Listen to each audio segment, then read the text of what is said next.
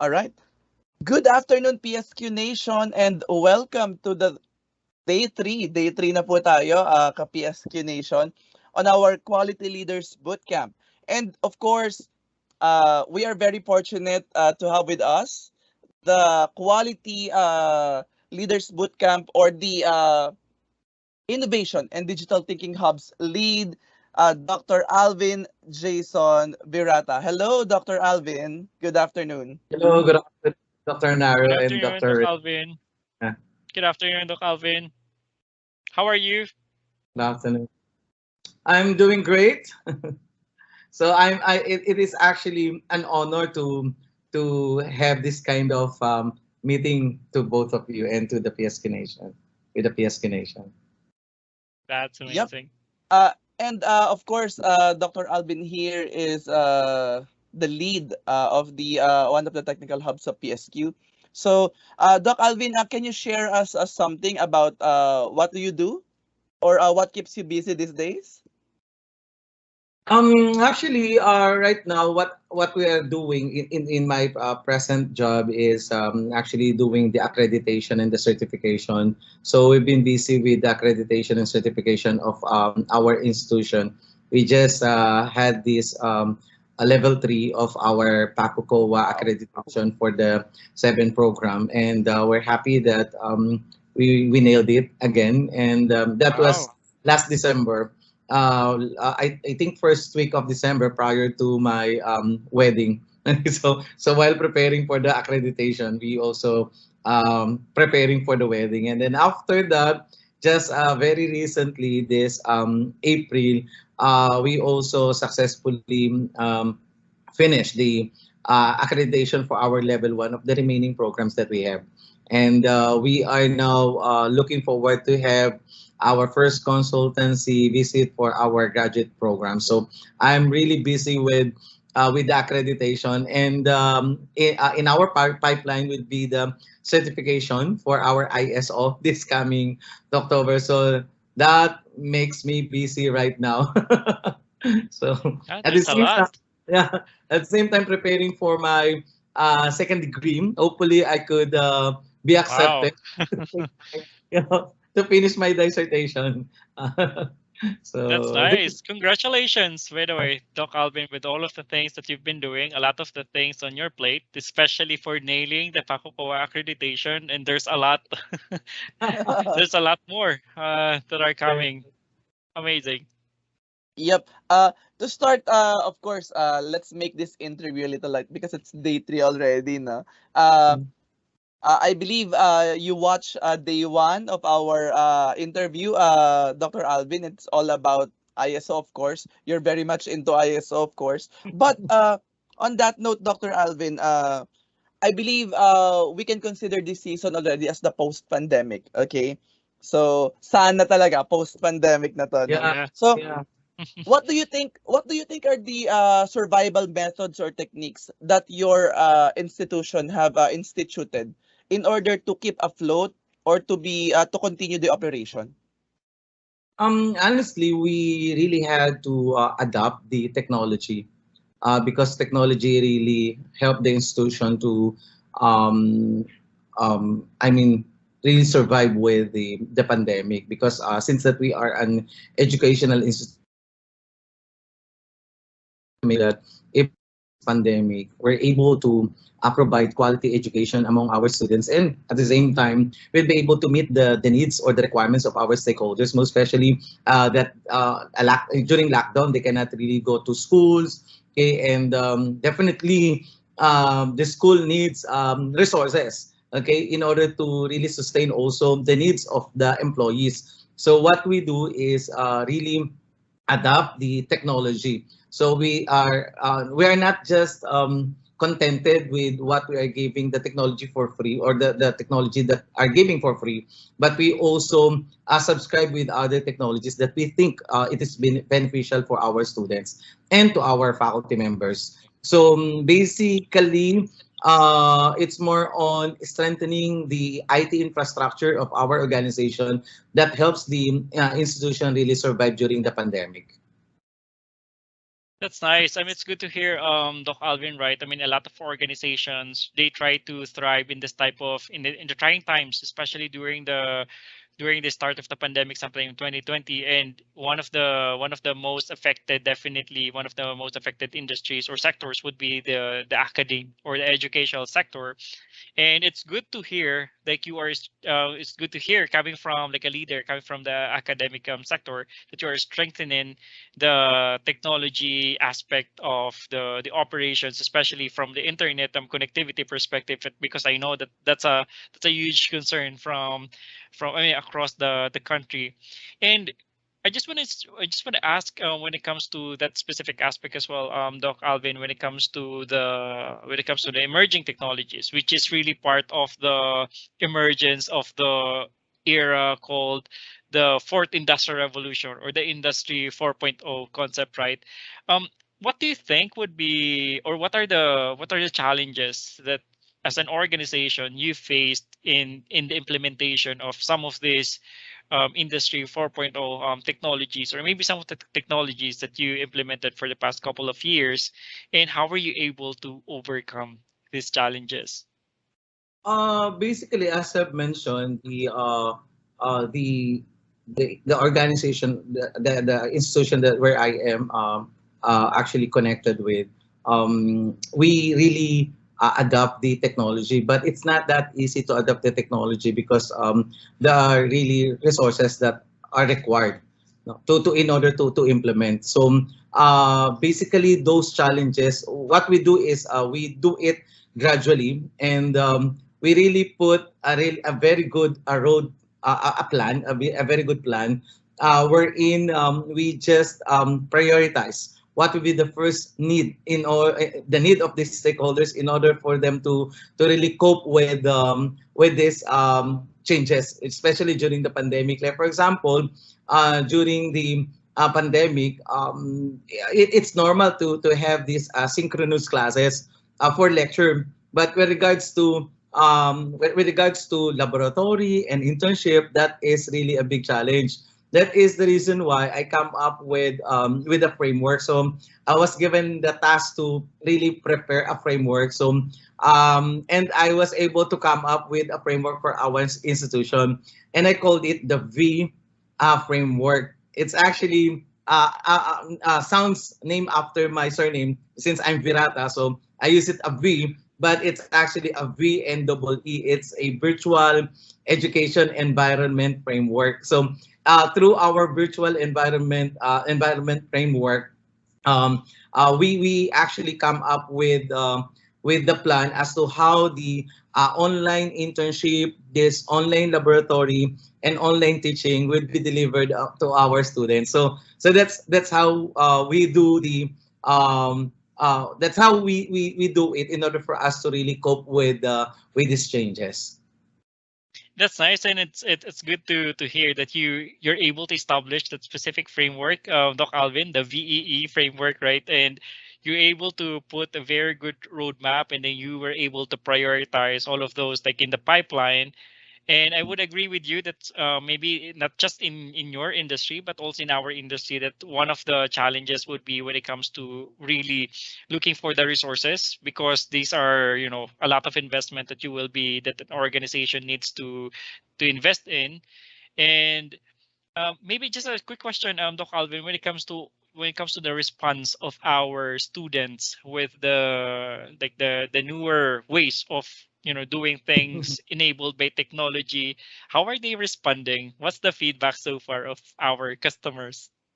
On the first response, actually, they are really hesitant because they are thinking that they might be able to really adapt the changes. But I told them, okay, I encourage them that this is now what technology is leading us, right? So and I told them that in other countries, this online learning is we are already left behind, no? Because other institutions in universities in other countries, they are already adopting this online learning. And when I do a research about this online learning, I found out that most in the US, in grade 3, they are adopting or implementing this online learning. So how come that the college students cannot adopt the online learning, knowing that they are into gaming? So it's just an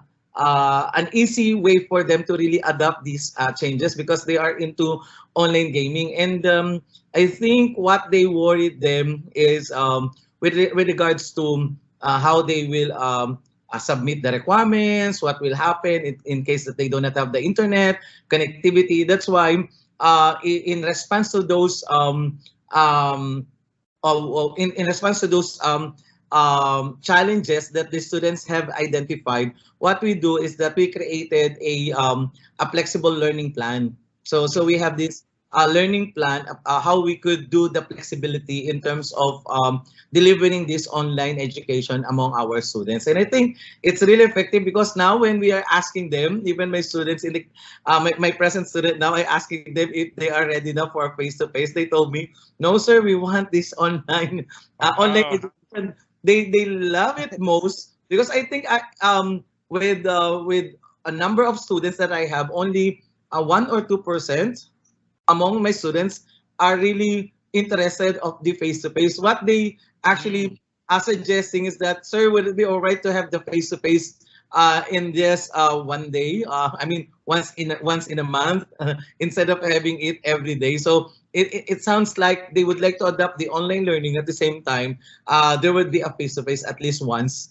And I think other graduate schools in other universities in other countries, they are doing that. No, they are visiting other the country where they are studying the online once in a month. So in which the graduate students also enjoy that because they could travel once in a while going to the university. So that's how we do it. No, we just have to make a regular a focus group discussion, a town hall meeting with our students for them to really understand the needs. And I think now they are into online learning and they do not want now to go to the face-to-face. Yeah, That's I good. think. Go ahead, Doc Ray. Yeah. Just one thing, Doc Narro. I was supposed to say that it's a good story to tell, especially coming from our customers, coming from our students. But I'm just curious, before I hand it over to Doc Narro, when it comes to resistance, Doc Alvin, how high is the resistance? Maybe in a scale of 1 to 10, 10 is the highest resistance, and maybe 1 is the lowest resistance when it comes to our teachers and educators in terms of really what do you call that, embracing the technologies, the advanced technologies on teaching. So how is the resistance of our teachers? For those youngsters, the younger ones, For I think us, Doc Alvin, for us. For us. that includes me. Um, us. So I'm Yes. 45. So it's actually not a problem. But for those who are seasoned faculty, I don't ask them that they are the old teachers, but the seasoned professors, they're still having difficulty. But I think since that we have only a few teachers who are, we have seasoned professors, but then I think because of their relatives and with the support of our IT support, I think they were able to really deliver pa rin. And also, they have the resistance at first, but when they got a very good support from the ICT group, they are really confident. And we just gave them a lot of trainings, orientation as to how they'll do it. Okay, and I think they just follow the step-by-step procedure, and that's it. They were able to really deliver and execute or implement the online learning easier, as long as they have a very good internet connectivity. Because in my case, like for example, if someone is asking me or seeking help in particular with regards to how they will operate the online learning, the first thing that I ask them, what do you want to use? You'll be using a desktop, a laptop, or a mobile phone, because there are different ways to connect if they're using a different devices. So I think doing that would really give confidence to the faculty members, the seasoned faculty members, to really be confident in delivering the online or the distance educations. That's it. Yeah, that's nice to know, Doc Alvin, that even though they are, sabi mo nga, they are quote unquote seasoned, okay, they're still able to adapt, no, for the new technologies that we have right now. So another issue that we have is, of course, the issue of sustainability.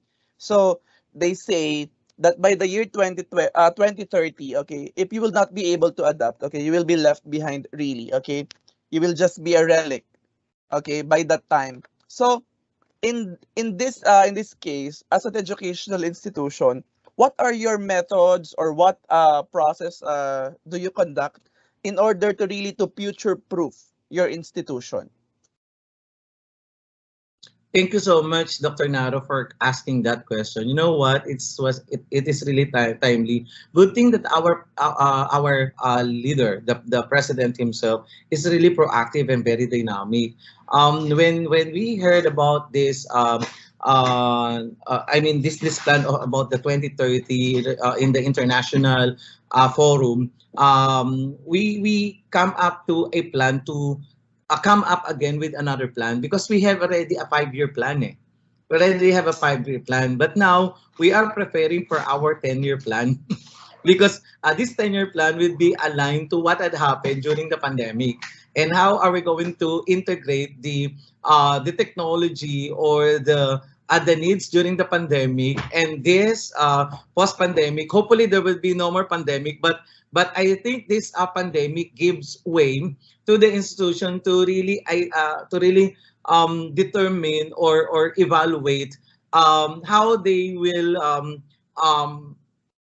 innovate the execution of or delivering quality education because of this pandemic. There are a lot of strategies coming up. So although I cannot share those strategies yet, because we're still planning those things. But the first thing that we do is actually we are now into planning preparation of our 10-year plan aligned to this pandemic, assessing what happened to the pandemic, assessing where we want to go, and at the same time where we are now during this pandemic, so that we could strengthen more our strength, and how we could make opportunities of those weaknesses that we have identified in the organization.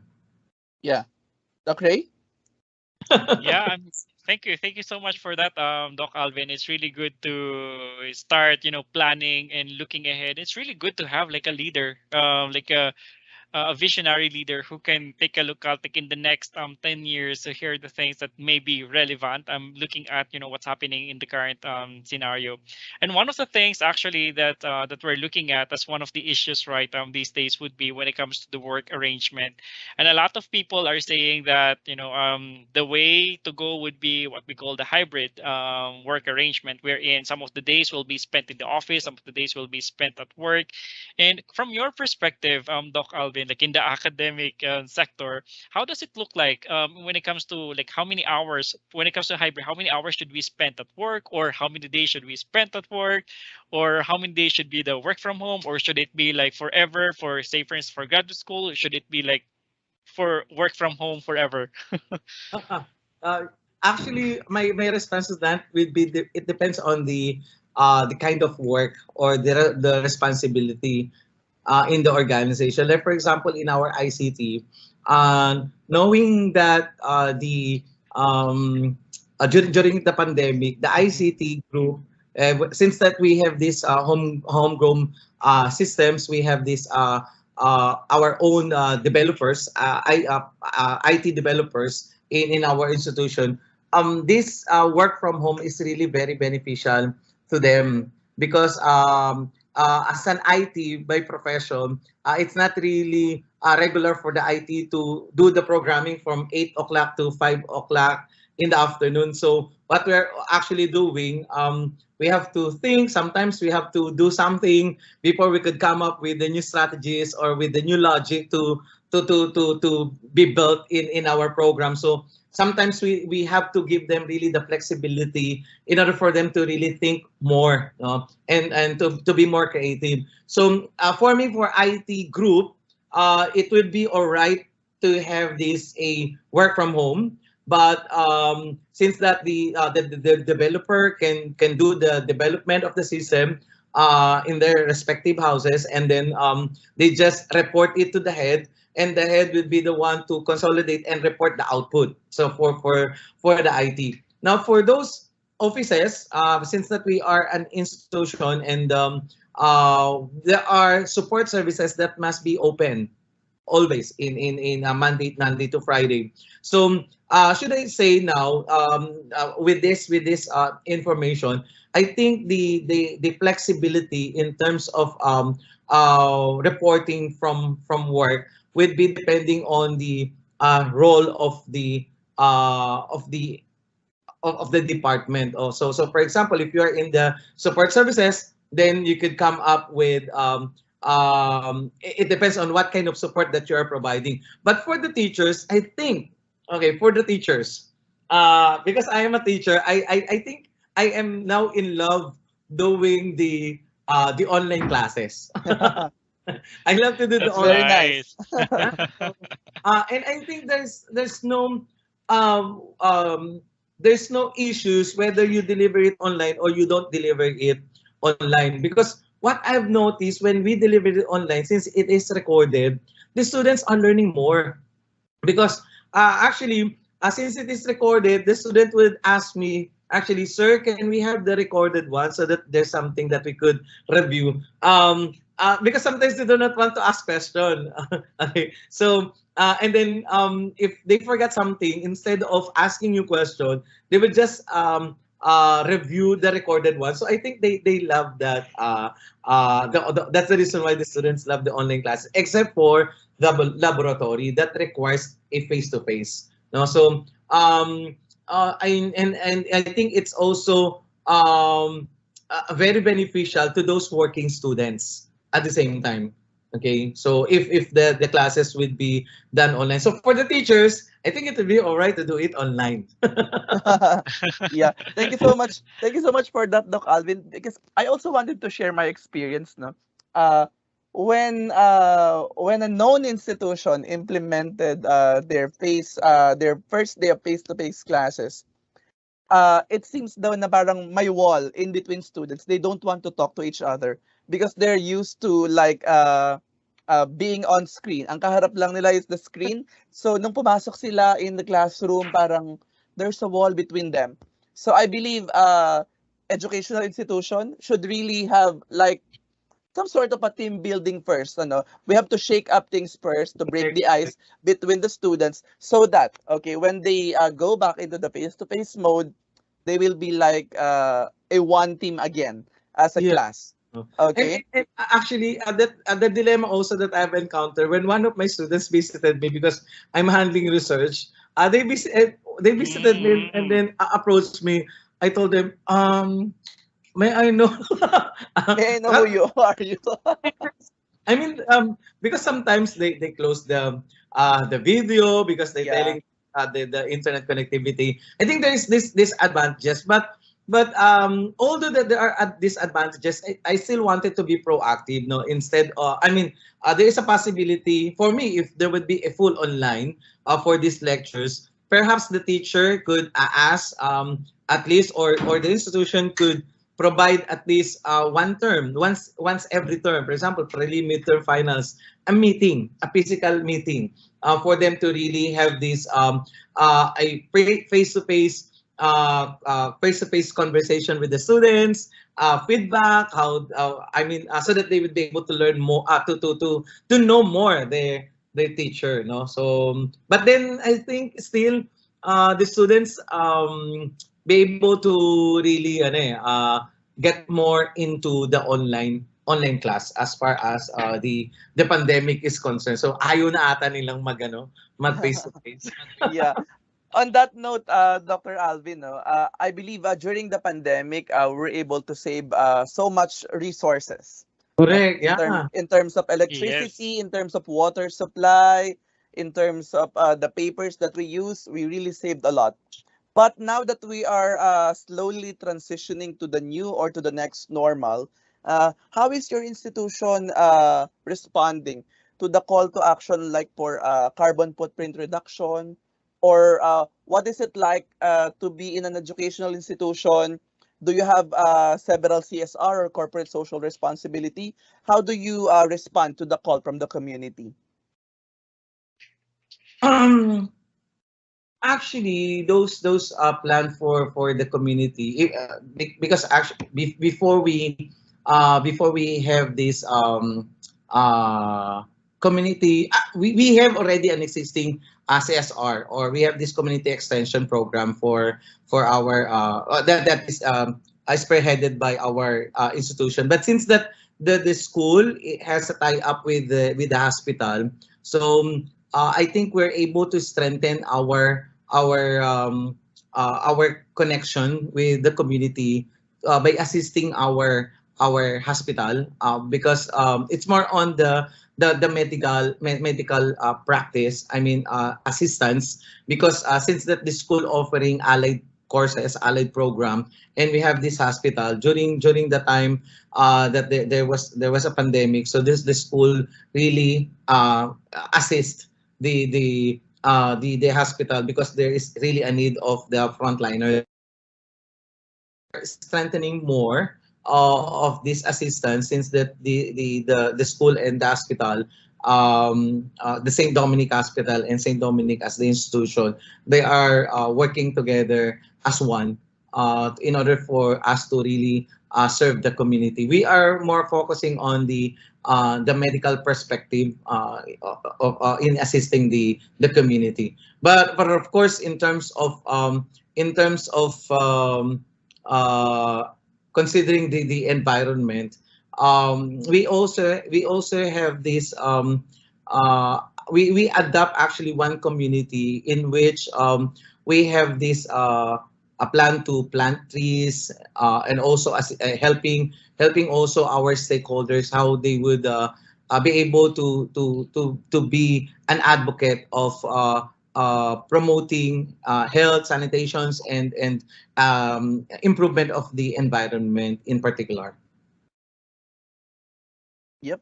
That is very great, since you are on a medical, you are in tie up, of course, in partnership, direct partnership with the medical institution. And when the pandemic hits, we can really see, the sacrifices of the frontliners. And of course, we commend the medical institutions, the health workers that who gave their 200% in order to Yeah. cope up with the needs of our countrymen when the pandemic hits. Doc Ray, getting back to you. Absolutely, Doc Narrow. And I just want to go back when it comes to the maybe discussion on the um, work life and quality life of our workforce, of the employees of your organization, Doc Alvin. Right? I mean, we're thinking this question would be maybe what regulation or support do we need coming from the government to maintain that balance of that work life balance, so that we can achieve that work life balance, that quality of life with our employees in your organization, or maybe in the academic sector. Is there any help or support that we need coming from the government? I think since the government only for education, the government definitely they are giving support to the institution, most especially if there are state universities. But For the for public? those private institutions, I think CHED is supporting the institutions. There are support, most especially if you have this level of accreditation. So Mhm. I think what the government should do is to support other universities who are who also wanted to be or to join the or to assess their institution when it comes to accreditation and certifications, because I think whenever you go to certification and accreditation, there is always requires a financial. So, but not all institutions have this a financial to in order for them to sustain or to support the needs for assessment so that the quality of education will be validated.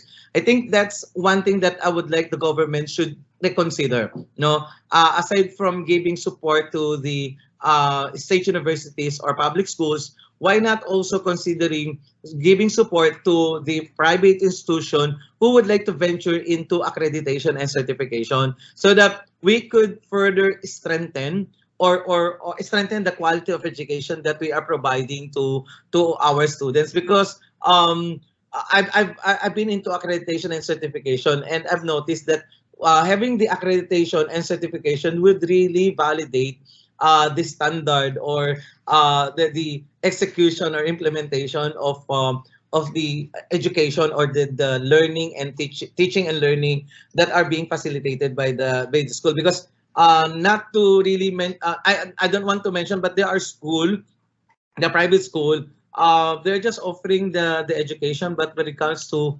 quality I think they miss something with the quality and I think that's also the reason why but I do not want to it's just a speculation it's just my own perception because there are schools who were not really be able to survive with the because there are schools who really be able to close their school offering because of during pandemic they cannot really sustain the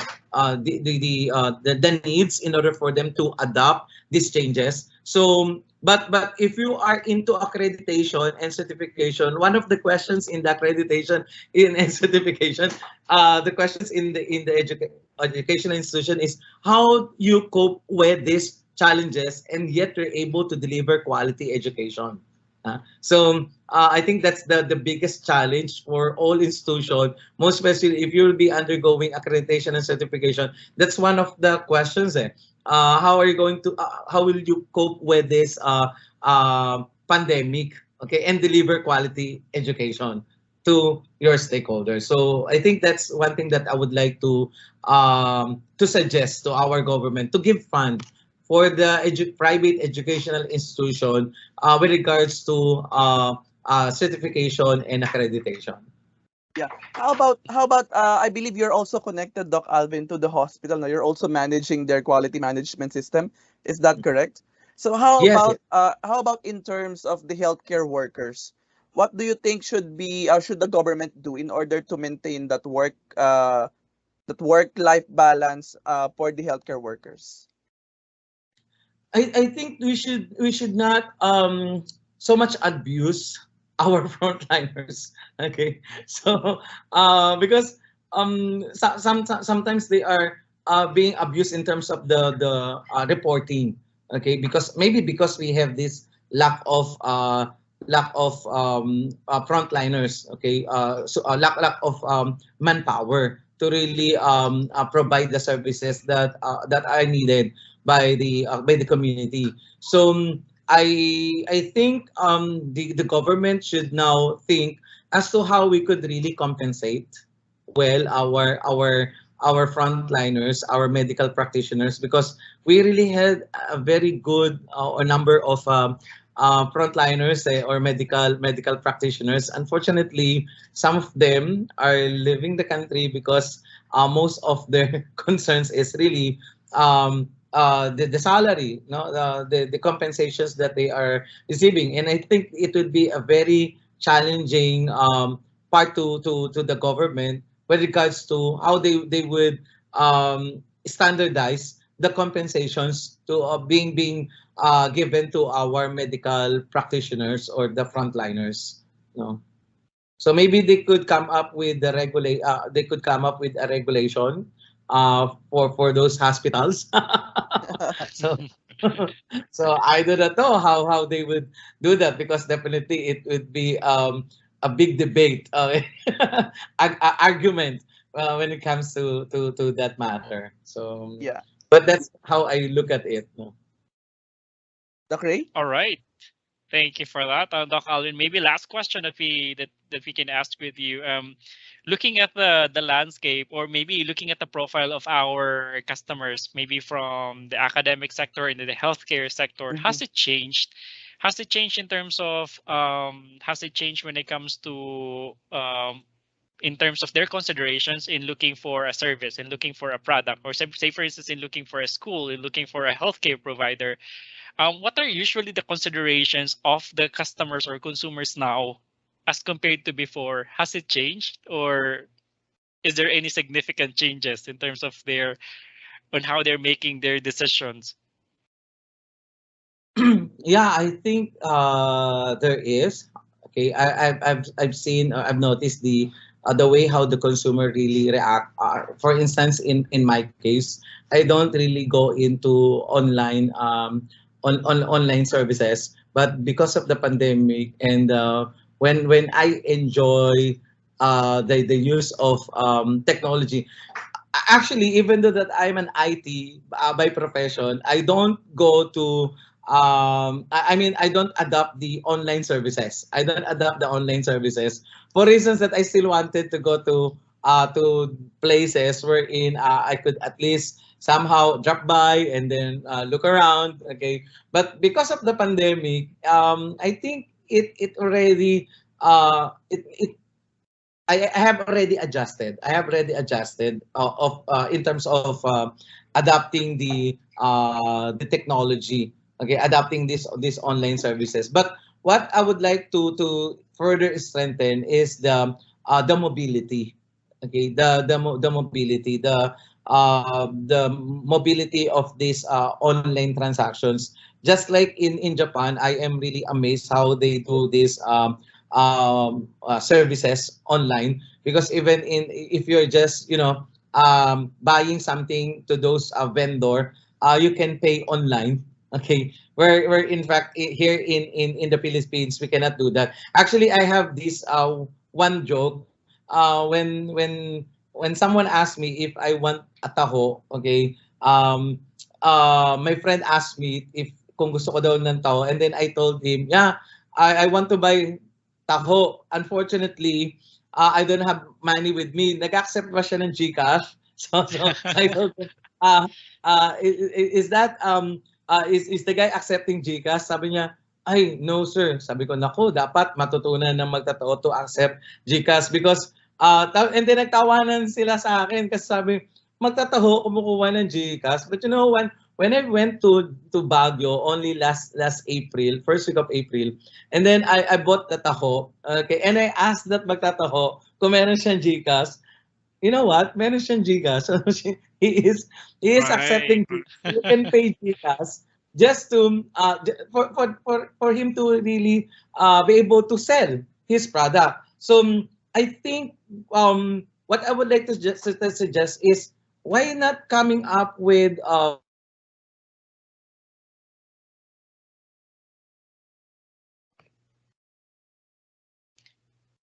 I think we lost Doc Alvin, Doc Narro. Yeah, I think we lost Yeah, him, but but that's there a you good thing, go. right, Doc Narro? Yeah. Digital wallet is everywhere, and Yep. even the last time, like say for instance, for the past couple of weeks, I left my actual wallet, my actual wallet at home, and I was not and I'm still okay. I'm still confident that I can, I can pay, I can eat outside because of the digital wallet. I say for instance of the Gcash. Oh, there I can see Doc Alvin. Go ahead, Doc Alvin. so I think that is something that I would like I would like to suggest, that we could come up with this kind of application that is intended for small vendors, not the small medium enterprises, because they are not considered as small medium The enterprise, micro. because those vendors, yeah, and then we also teach them how to use the technologies, because I think all of us now are using mobile.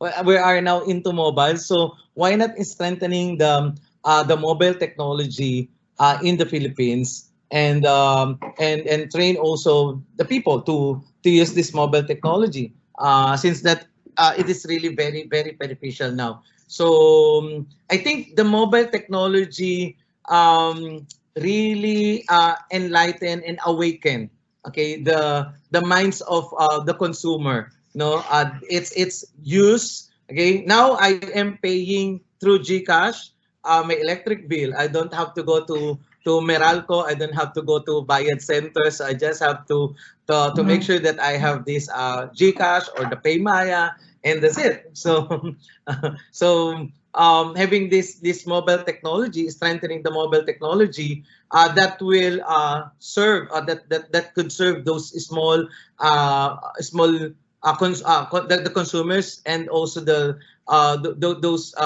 people who have these small businesses. Like for example, yung may mga nag-online business, no?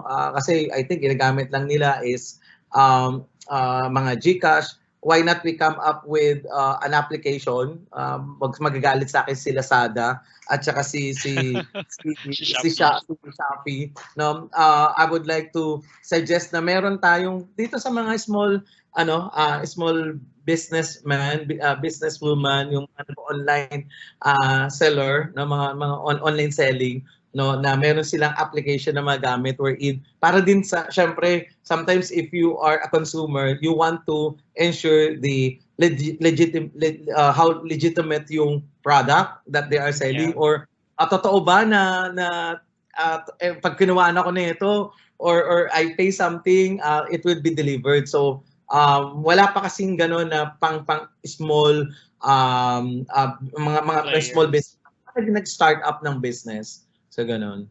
So I think that's yes, yeah. That's great, That's Doc Alvin. amazing, yeah. A lot of the discussions or the sharing, Doc Narro, and I mean, thank you so much, Doc Alvin, because it really, those discussions really resonated a lot when it comes to innovation and digital thinking. And thank you for really enabling that, Doc Alvin. And I haven't noticed, Doc Narro, it's almost an hour that we are already discussing like a lot of good things. And for me, maybe I can share with you maybe the takeaway that I was able to get. There's a lot actually, but I just want to focus on maybe two things. The first thing is it's all about resilience, and I was able to see it from the sharing coming from Doc Alvin and how they were able to navigate, they were able to pivot in a very challenging situation from the pandemic, and how they were able to embrace that digital, that they were able to come up with that VEE framework. And the second one is really all about the innovation. And I love that when you mentioned, Doc Alvin, when your organization started to do like the digital, safer digital roadmap, like in the next couple of years, the next 10 years, we heard the things that we are anticipating in terms of the technology that we will be implementing in our organization for us to continuously embrace the changes, for us to continuously adapt in terms of the changes in the environment. So thank you so much, Doc Alvin. Doc Narro?